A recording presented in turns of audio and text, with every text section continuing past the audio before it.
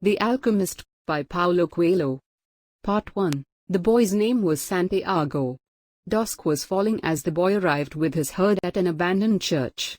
The roof had fallen in long ago, and an enormous sycamore had grown on the spot where the sacristy had once stood.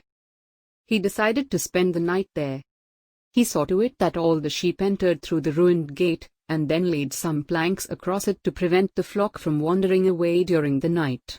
There were no wolves in the region, but once an animal had strayed during the night, and the boy had had to spend the entire next day searching for it. He swept the floor with his jacket and lay down, using the book he had just finished reading as a pillow. He told himself that he would have to start reading thicker books. They lasted longer, and made more comfortable pillows. It was still dark when he awoke, and, looking up, he could see the stars through the half-destroyed roof. I wanted to sleep a little longer, he thought.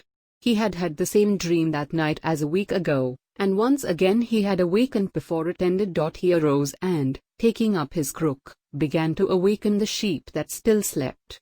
He had noticed that, as soon as he awoke, most of his animals also began to stir. It was as if some mysterious energy bound his life to that of the sheep, with whom he had spent the past 2 years, leading them through the countryside in search of food and water. They are so used to me that they know my schedule, he muttered.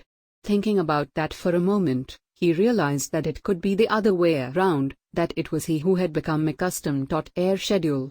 But there were certain of them who took a bit longer to awaken.